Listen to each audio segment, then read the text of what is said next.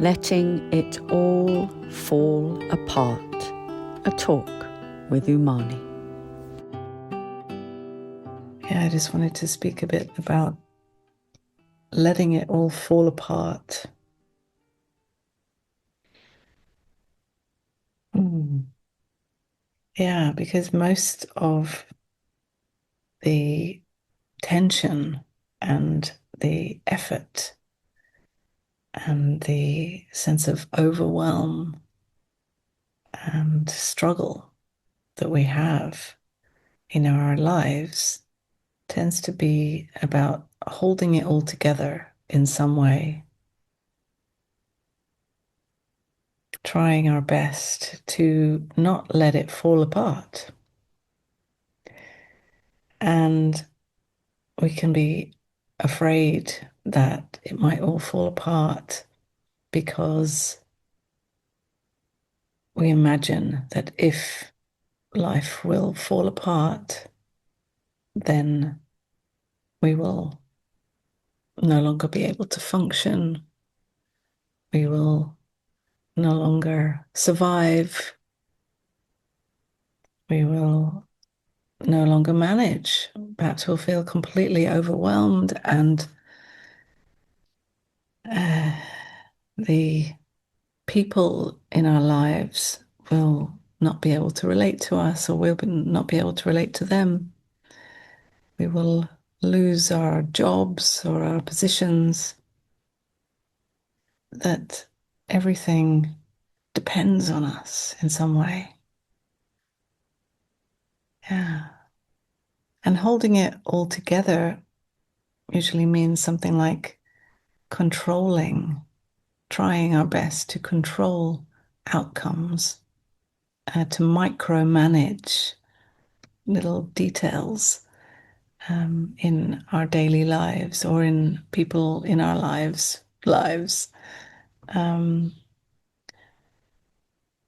yeah, and resisting certain experiences or feelings or happenings, actions, um, because they don't fit into what you're trying to hold together. And this creates a lot of suffering because, first of all, there can be a belief that I am this me that has control over my life, and that life should look or feel or behave how I think it should, right? That it must fit into this idea of how it should be. Otherwise, everything will fall apart and I won't survive, or, life will just fall apart. Um, and so we tend to have this strong idea of a me and a strong idea of how things should be. And inevitably, life doesn't always fit into how we think it should be. And so then it means that we have to work extra hard to force life into that bubble or that idea, that concept or framework that we think that it should be. And it requires a lot of effort, a lot of stress, a lot of manipulating and maneuvering people and experiences and yourself, putting yourself into positions and constantly adjusting yourself to be able to fit or to hold it all together. Yeah. And essentially, it comes down to identity, because it is about the one who is trying to hold it all together. And why? Who are you trying to be when you try to hold things together in that certain way? What type of person are you trying to be or trying to maintain? What type of person do you believe yourself to be?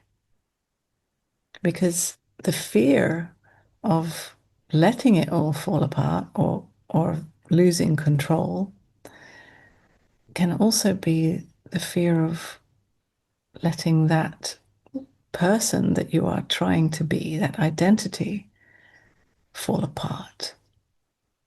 And then who would you be? If you were not the one who was managing it all and controlling and holding it so tightly together, what if it did all fall apart? What would that mean about you? Who would you be? And maybe it's okay to let it all fall apart and even let this identity fall apart. Because when you look closely, you can see it's not really who you are. You don't depend on a set of circumstances or a concept of how things are or should be.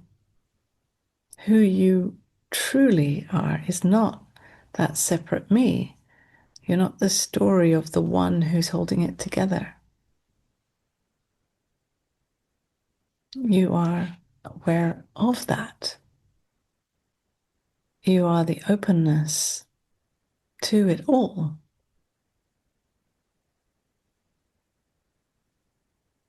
And in fact, when we do let things fall apart, whether by choice or simply we reach a point where life is just too overwhelming and we have no choice but to let it fall apart.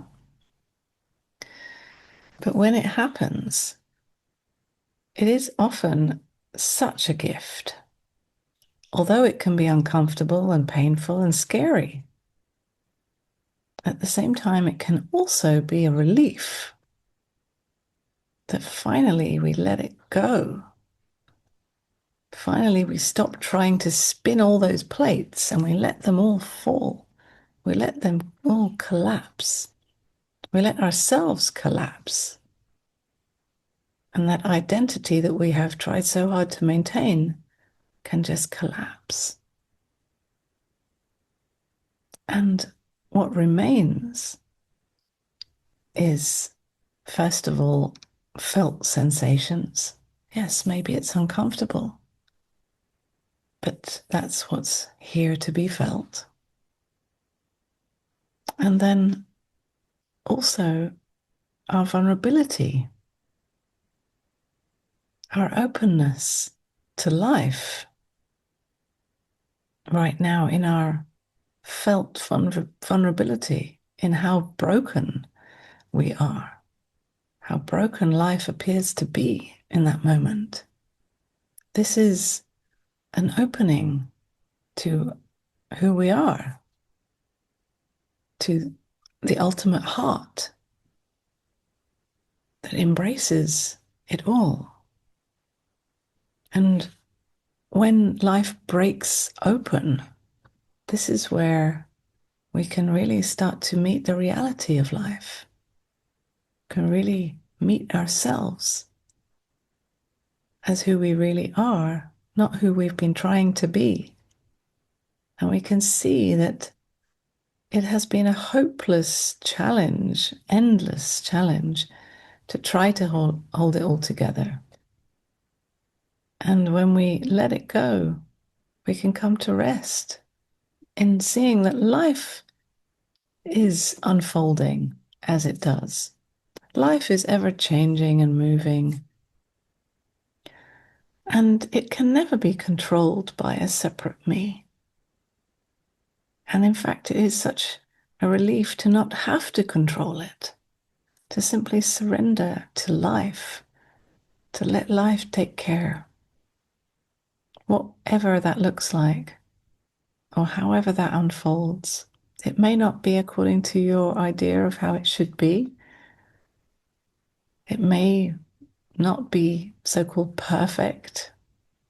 It may reveal aspects of yourself that you didn't want to see or feel. But this is more about meeting the reality, meeting life as it actually is, not how you'd like it to be. This is what waking up is all about, in fact.